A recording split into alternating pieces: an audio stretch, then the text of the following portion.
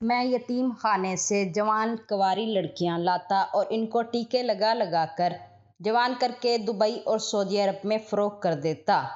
جب ایک دن ایک بچی کو دیکھ کر میرا دل بہل گیا، میں نے اس بچی کو اپنے بستر میں سلایا اور رات کے 2 بجے میں خود پر قابو نہ رکھ سکا۔ اس بچی نے رات اپنے دونوں سعودی عرب سے ہمارے خریداروں نے پھر سے کم سن جوان لڑکیوں کا مطالبہ کیا۔ ہمیں یتیم خانے سے کچھ لڑکیاں مزید خریدنی ہوں گی۔ میرے ایک ساتھی نے مجھے آ کر بتایا تو میں سوچ میں گم ہوا۔ میں نے پچھلے دنوں چند لڑکیاں خریدی تھیں۔ ان لڑکیوں کو روزانہ انجیکشن لگا رہا تھا۔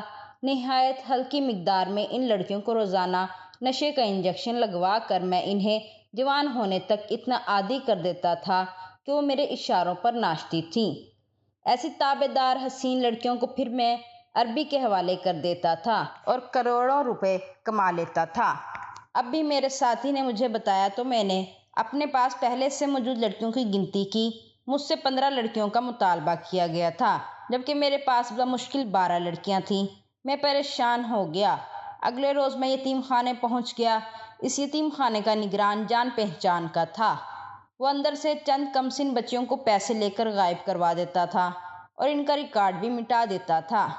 اس لیے مجھے کبھی پریشانی نہیں ہوئی تھی۔ مجھے دیکھ کر یتیم خانے کا نگران خوشی سے کھڑا ہو گیا۔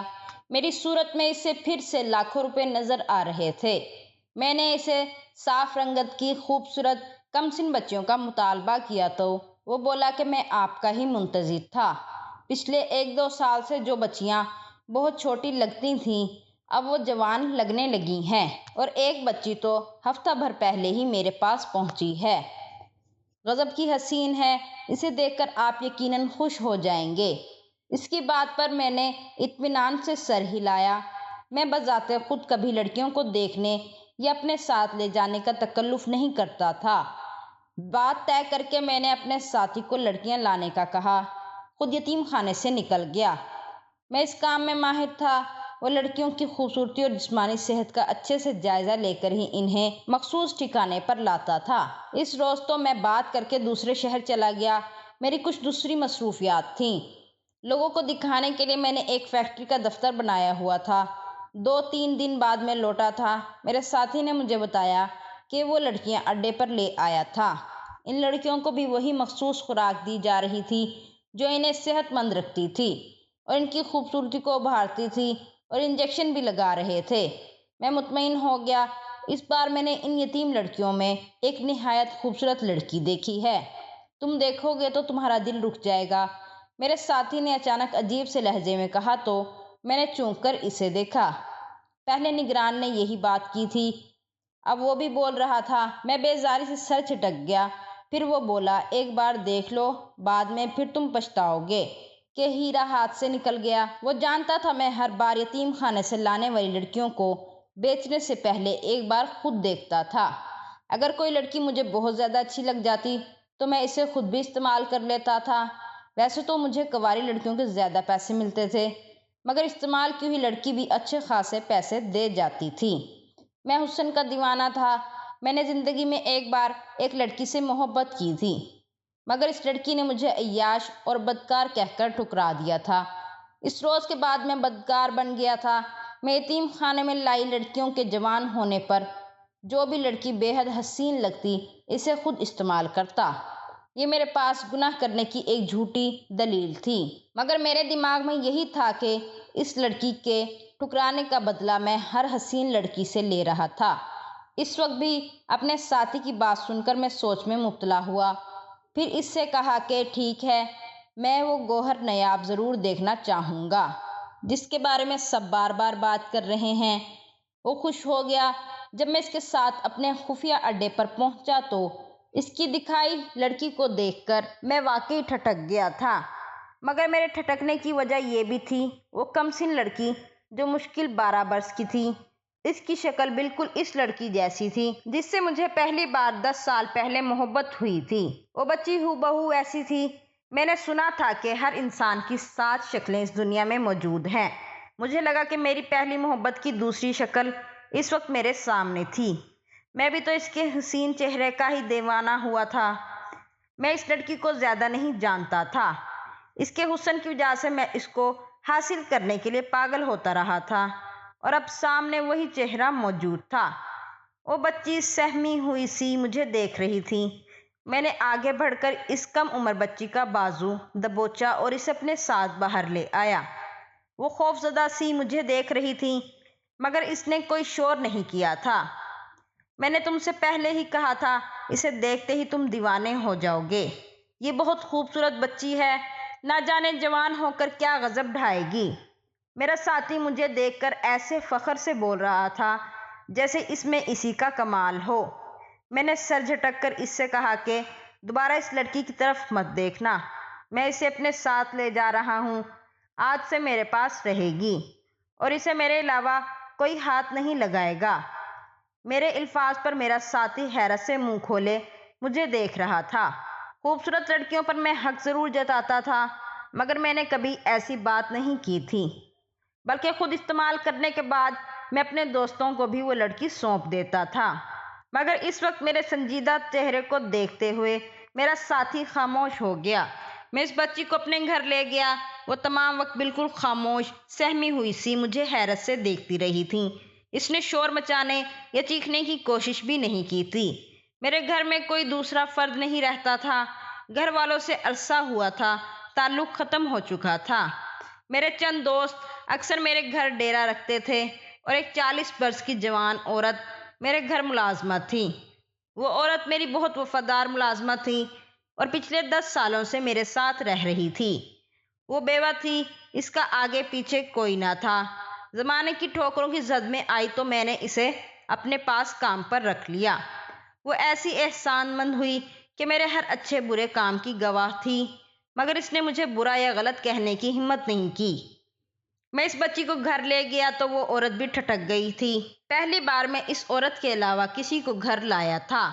اس کی حیرت پر میں نے اسے کہا، اچھا سا کھانا تیار کرو، میں چاہتا ہوں میرے مہمان کے لیے نہایت بہترین دعوت کا انتظام کیا جائے۔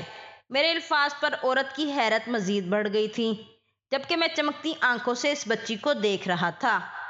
یہ بچی آج سے میرے پاس رہے گی، اس کے جوان ہونے کا میں انتظار کروں گا، اور جب وقت آیا تو میں اس سے نکاح کر لوں گا۔ اس کی فکر مت کرو، میری غیر موجودگی میں تم نے اس کا بہت خیال رکھنا ہے۔ میں نے اس عورت کو ہدایت دی تو وہ بے ساختہ دیکھتی رہی، چونکہ اس بچی کو دیکھنے لگی، جبکہ بچی سہمی ہوئی ناسمجھی سے یہاں وہاں دیکھ رہی تھی۔ اس وقت اس کے ہوش اتنے اڑے ہوئے تھے کہ میری بات بھی سمجھ نہیں پا رہی تھی۔ عورت نے اس کے کھانے پینے کا انتظام کیا۔ میں نے اس کے لیے بہترین لباس منگوایا۔ میں خود کو اندر سے مدعا تصور کر چکا تھا، مگر اتنے عرصے بعد پہلی بار میں کسی کے آنے پر اتنا خوش ہو رہا تھا۔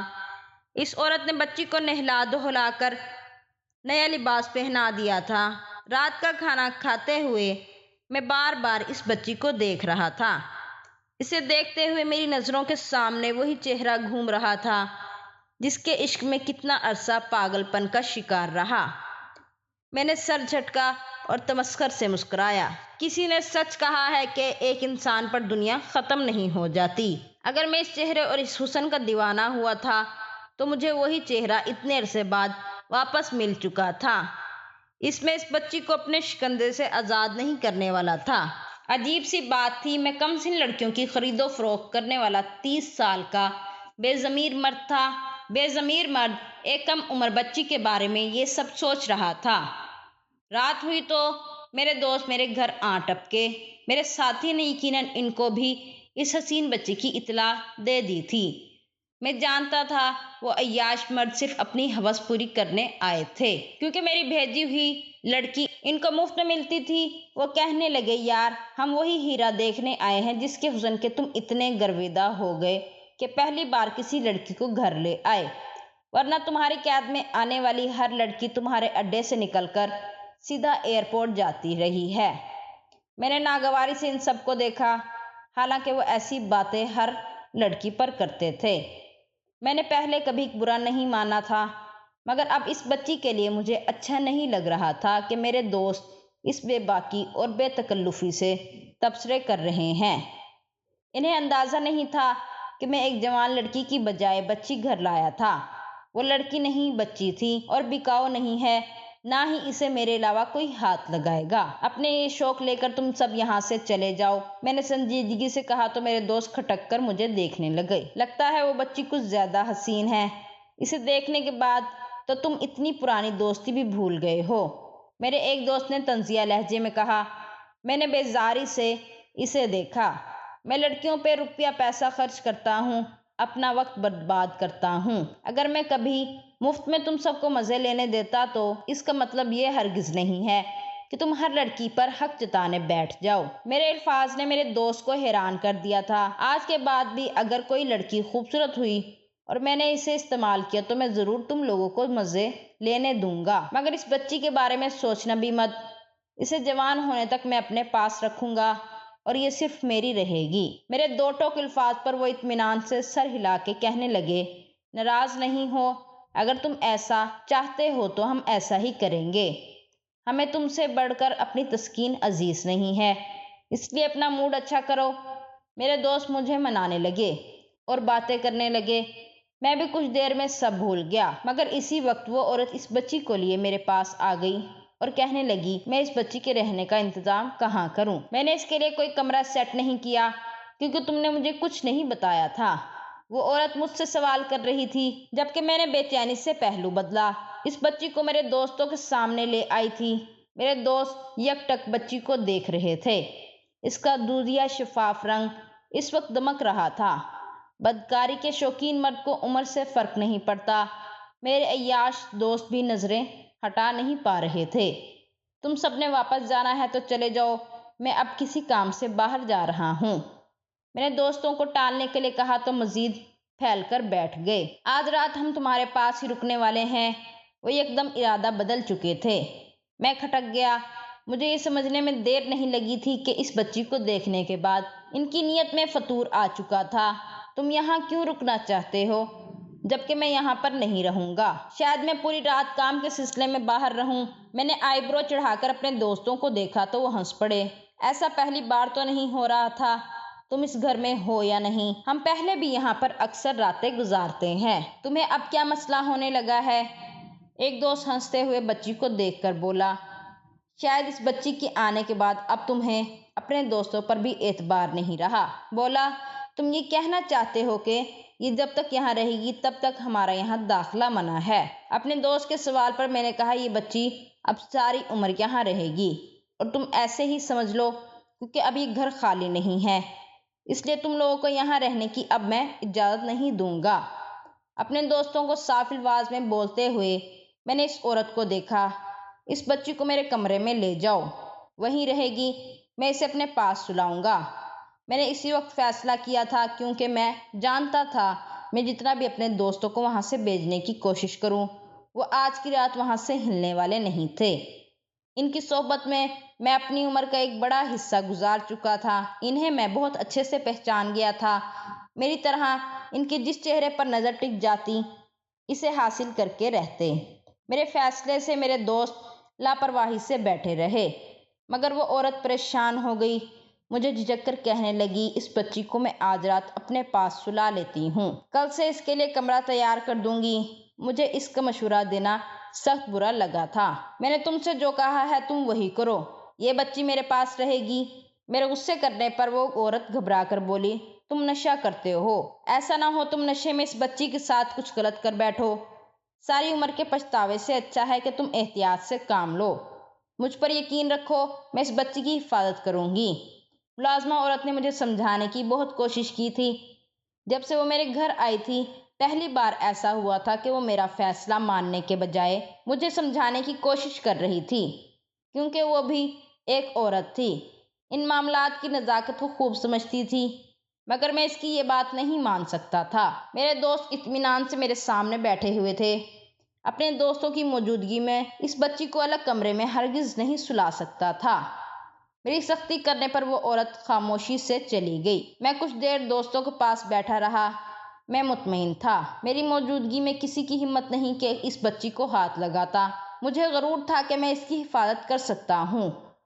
کچھ دیر ان کے ساتھ محفل سجائے بیٹھا رہا۔ مجھے اپنے دوستوں کا اطمینان بار بار ٹھٹک رہا تھا۔ ان کے شیطانی دماغ سے میں بخوبی واقف تھا۔ وہ کوئی چال چلنے کے انتظار میں تھے۔ جبکہ میں بھی محتاط ہو چکا تھا۔ انہوں نے مجھے اپنے ساتھ حرام مشروب پینے کی دعوت دی تو میں نے بس ایک گلاس پیا اور پھر معذرت کر لی۔ میں اس معاملے میں محتاط رہا۔ ایک گلاس سے مجھ پر کبھی نشہ سوار نہیں ہوا تھا، مگر 3-4 گلاس پینے کے بعد میں ہوش کھو دیتا تھا۔ میں نے ایک گلاس کے بعد دوبارہ حرام مشروب کو بھی منہ نہیں لگایا تھا۔ رات کے 1 بجے تک میں اپنے دوستوں کے ساتھ بیٹھا رہا۔ اس کے بعد میں اپنے کمرے میں چلا گیا۔ میں نے کمرے کی کنڈی لگا دی۔ اس بچی کو اپنے ساتھ بستر پر سلا کر میں مطمئن ہو گیا۔ میں بھول گیا تھا کہ جب ایک بار مرد پر شیطان حاوی ہو جائے تو کسی پابندی یا سختی کو نہیں مانتا، نہ ہی اس کے دماغ میں کوئی عزت احترام باقی رہتا ہے۔ میرا اس معاملے میں تجربہ ہو چکا تھا۔ میرے سگے اور محرم رشتوں کو بھی ہوس دماغ پر سوار ہونے کے بعد بھلاتے دیکھا تھا۔ میں جانتا تھا عورت ذات کے معاملے میں اللہ نے مرد کو بہت کمزور بنایا ہے، مگر پھر بھی میں نے اس رات غلطی کر دی تھی۔ اپنے کمرے میں آنے کے بعد میں نے سونے کی کوشش کی، مگر مجھ پر عجیب بے چینی سوار ہو رہی تھی۔ میں کروٹیں بدلتا رہا۔ 2-3 مرتبہ میں نے کام والی کو کال کر کے سوال کیا، میرے دروازے کے باہر کوئی ہلچل محسوس ہو تو مجھے ضرور بتانا۔ میرے دوستوں کی موجودگی میں وہ عورت بھی اپنے کمرے میں اچھے سے بند ہو جایا کرتی تھی، مگر اس کے کمرے کی کھڑکی سے میرا کمرہ نہایت آسانی سے دیکھا جا سکتا تھا۔ میرے سوال کرنے پر وہ اٹھ کر اپنی کھڑکی سے جھانک کر مجھے بتاتی تھی کہ میرے کمرے کے دروازے پر کوئی موجود نہیں ہے۔ میرے دوست مہمان خانے میں سکون سے سو رہے تھے۔ مجھے اس کی بات پر یقین نہیں آتا تھا۔ ایسا کیسے ممکن تھا کہ میرے دوست دیکھنے کے بعد سکون سے سو گئے تھے؟ میں ان کی فطرت کو اچھے سے جانتا تھا۔ حسین لڑکی دیکھنے کے بعد جب تک اس لڑکی کو حاصل نہیں کر لیتے تھے وہ کبھی چین سے نہیں بیٹھتے تھے، اور ان کا میرے گھر میں اچانک رکنے کا مطلب ہی یہی تھا کہ وہ اس بچی کو بخشنے کے لیے تیار نہیں تھے۔ میں ایسے مردوں کے ساتھ 10 سال سے رہ رہا تھا، کبھی ان کی اس ڈٹائی اور بے شرمی پر غصہ نہیں آیا تھا جتنا اس روز میں بے بسی محسوس کر رہا تھا۔ کچھ دیر بعد مجھ پر غنودگی چھانے لگی اور میرا جسم شدید گرم ہونے لگا۔ میں بے چینی کا شکار ہوتا اٹھ کر باتھ روم میں بند ہو گیا اور خود کو ٹھنڈے پانی کے نیچے کھڑا کر کے ٹھنڈا ہونے کی کوشش کرنے لگا۔ میرے وجود کی گرمی اچانک سے بڑھتی چلی جا رہی تھی۔ میں پریشان ہو گیا۔ مجھ پر نشہ بھی سوار نہیں ہوا تھا۔ جو وجہ مجھے سمجھ آئی وہ میرے رونگٹے کھڑے کر کے گئی۔ میرے دروازے کے باہر دستک ہوئی تو میں نے جلدی سے واش روم سے نکل کر باہر دیکھا۔ کمرہ خالی تھا۔ اسی وقت میرے موبائل پر کال آنے لگی۔ میں نے موبائل اٹھایا تو مجھے ملازمہ عورت نے کہا، میرے کمرے کے آگے سے ابھی میرا ایک دوست گزرا ہے، مگر وہ جا کر اپنے کمرے میں سو چکا ہے۔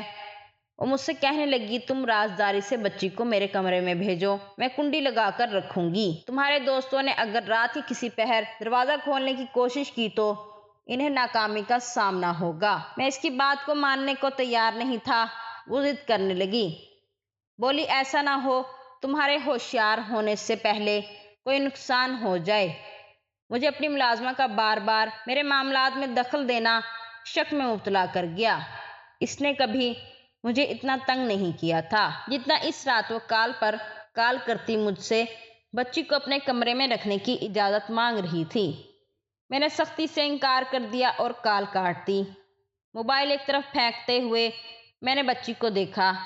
میری عجیب سی کیفیت ہو رہی تھی۔ میرے ہوش اڑنے لگے۔ اپنے وجود کی بے چینی پر میں سکون سے سوتی بچی کے ساتھ لیٹ گیا۔ یکدم میرے اندر خواہش سر اٹھانے لگی کہ میں اسے چھو کر دیکھوں۔ میں نے اپنی خواہش پوری کرتے ہوئے جب اس بچی کو اپنے قریب کیا تو میرے ہوش جواب دینے لگے۔ مجھے لگا میرا دماغ بالکل ساکن ہو گیا ہے۔ میری حرکت پر بچی کی آنکھیں کھل گئیں۔ مجھے دیکھ کر خوفزدہ سی ہو کر خود کو چھڑوانے کی کوشش کرنے لگی، مگر مجھ پر اس وقت ہوس سوار ہو چکی تھی۔ میں اس بچی کو اپنے دوستوں سے بچانے کی کوشش میں خود اسے اپنی ہوس کا نشانہ بنانے لگا۔ اس وقت میرے ہاتھ بالکل قابو میں نہیں رہے۔ وہ بچی خوف سے چیخنے لگی، مجھ سے رحم کی بھیک مانگنے لگی، مگر میں نے نہ اس کی کم سنی کا خیال کیا اور نہ ہی مجھے اپنی احتیاط یاد رہی۔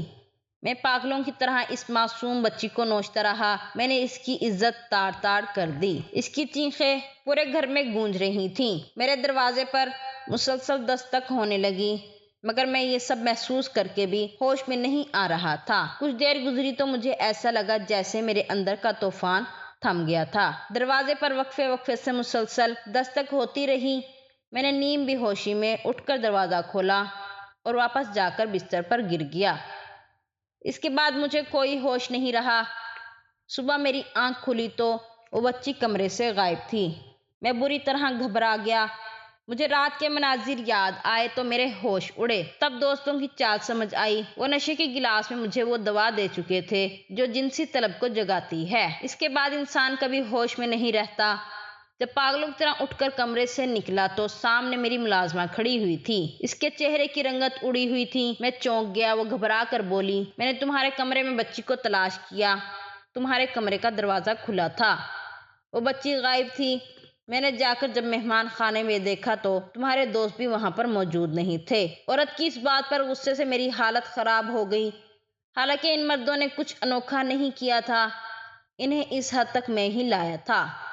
ہر بار جب میں معصوم بچیوں کی عزت تار تار کرتا تھا، انہیں کسی کھلونے کی طرح اپنے دوستوں کے آگے پھینک دیتا تھا۔ اور جن لڑکیوں کو جوان ہوتے ہی میں عربی شیخوں کو بیچتا تھا، میں نے کبھی سوچنے کی کوشش نہیں کی کہ ان کا انجام کیا ہوتا تھا۔ میری ملازمہ پریشانی سے کہنے لگی، تم نے رات بچی کے ساتھ کیا کیا؟ پورے گھر میں اس کی چیخیں گونج رہی تھیں۔ وہ معصوم بچی رحم کی بھیک مانگ رہی تھی۔ میں نے اتنی مرتبہ دروازہ بجایا تاکہ میں اسے تم سے محفوظ کر سکوں، مگر تم نے دروازہ نہیں کھولا۔ عورت کی بات پر میں نادم ہو گیا۔ وہ عورت جو ہمیشہ میرے سامنے عزت سے سر جھکا کر رہتی تھی، تنفر بھری نظروں سے مجھے دیکھنے لگی۔ بولی، تم اپنی زندگی میں کبھی کسی عورت کو شامل نہیں کر سکتے، کیونکہ تم اب انسان نہیں رہے اور درندوں کو کوئی حد یا احتیاط روکتی نہیں ہے۔ میں تم سے رات بار بار کہتی رہی کہ بچی کو میرے حوالے کر دو۔ میں عورت ہوں، میں اس کو کچھ نہ کرتی، میں اسے سنبھال لیتی، مگر تم مرد تھے، تمہارے اندر جب طلب نے سر اٹھایا، تم نے ہر حد بھلا دی۔ عورت افسوس کرتی رونے لگی۔ میں پاگلوں کی طرح اپنے بال نوچنے لگا۔ میں اس کے لیے واقعی دل میں ٹھان چکا تھا کہ میں اسے کبھی تکلیف نہیں ہونے دوں گا۔ میری ساری زندگی میں پہلی بار مجھے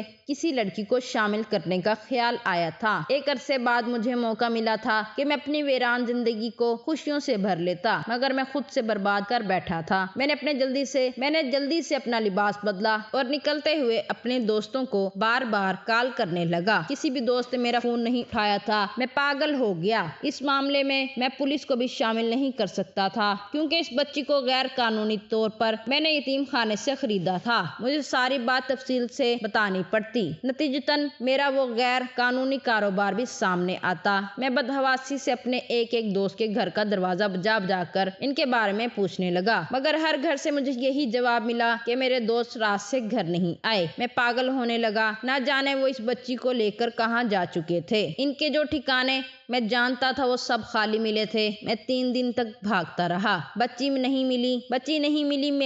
نہیں ملی، نہ دوستوں نے دوبارہ رابطہ کیا۔ چوتھے روز اس ملازمہ عورت نے کام سے فارغ ہو کر ٹی وی چلایا تو وہاں ایک میڈیا والے کے سامنے کوئی عورت زارو قطار کی طرح روتی جا رہی تھی، جبکہ اس کے ساتھ اسکرین پر جو بچی دکھائی جا رہی تھی وہ ہم دونوں کو چونکا گئی تھی۔ وہ وہی بچی تھی جو میرے دوست اٹھا گئے تھے۔ ٹی وی پر موجود عورت کہنے لگی، میرے شوہر کو بیٹیاں نہیں چاہیے تھیں، میری 5 بیٹیاں ہوئیں، اس نے کہا اب بیٹی ہوئی تو طلاق دے دوں گا، میری بیٹی ہوئی تو میں نے چھپا دی، شوہر سے کہا مر گئی ہے، شاید وہ اس بچی کی ماں تھی۔ میں بے ساختہ متوجہ ہوا تھا۔ کہنے لگی میرے گھر میں روپے پیسے کی فراوانی تھی، 5 بیٹیاں ایسے جی رہی تھیں، اچھے اسکولوں میں پڑھایا، مگر سب سے چھوٹی بیٹی کو میں نے گھر کی ایک سٹور میں بند رکھا، اسے 3 وقت کا کھانا دیتی تھی، اسے سٹور سے کبھی نکلنے نہیں دیا، میں اسے بولنے کی نہ اجازت دی، نہ وہ اچھا لباس پہن پائی، نہ تعلیم حاصل کی۔ امیر باپ کی بیٹی تھی، مگر باپ کے گھر میں ملازمین سے بدتر حال میں پلی تھی۔ میں اپنی بیٹی کو گمسم اندھیرے سٹور میں بیٹھا دیکھتی تو کلیجہ منہ کو آتا تھا۔ خود کو بچانے کے لیے میں اس معصوم کی قربانی دے رہی تھی۔ کبھی کبھی میں سٹور میں جاتی تو وہ سہم کر رہ جاتی تھی، اسے اکیلے ڈر لگتا تھا، ساری رات بخار سے جلتی رہتی، مگر مجھے موقع نہیں ملتا تھا جا کر دیکھ سکوں، نہ کبھی دوا لا سکی۔ وہ خود بیمار ہوتی، خود ٹھیک ہو جاتی۔ اس نے بولنا چھوڑ دیا۔ میں سامنے جاتی تو خالی خالی نظروں سے مجھے دیکھتی رہتی تھی۔ ماں کہنا بھول گئی۔ ایک روز کہنے لگی، انسان کس عمر میں مرتا ہے، میں اب زندگی سے تھک گئی ہوں۔ میں تو گھبرا گئی، وہ زندہ بھی کس حال میں تھی، مگر مرنے کا سن کر میرا دل کٹ گیا۔ میں نے رازداری سے ایک یتیم خانے کا پتہ کیا اور اپنی بیٹی کو چپ چاپ اس یتیم خانے میں داخل کروا دیا۔ نگران سے کہا بیٹی کا خرچہ بھیجتی رہوں گی، جوان ہونے تک خیال رکھوں، پھر خود کو سنبھال لے گی۔ کچھ دن پہلے میرا دل اداس ہوا تو بیٹی کا پتہ کرنے یتیم خانے پہنچی۔ وہاں کے نگران نے کہا تمہاری بیٹی تو دوسرے روز مر گئی تھی۔ بیٹی کو روتی گھر چلی گئی، مگر اب دیکھا بیٹی زندہ تھی۔ وہ عورت اپنا سینہ پیٹنے لگی۔ میڈیا والے افسوس سے اس عورت کی بیٹی کی حالت بتانے لگے تو مجھ پر جو انکشاف ہوا وہ مجھے اذیت کی گہری کھائی میں دھکیل گیا۔ اس بچی کی لاش دکھائی جا رہی تھی جو نہایت برے حال میں ایک گندے نالے سے ملی تھی۔ میڈیا والوں نے بتایا کہ بچی کی 3-4 روز پہلے مسلسل ریپ کیا جا رہا تھا اور اس کے مرنے پر اسے گندے نالے میں پھینک کر مجرم فرار ہو گئے۔ اس کی ماں چیخ چیخ کر بیٹی کو پکارتی اس سے معافیا مانگنے لگی، پچھتانے لگی۔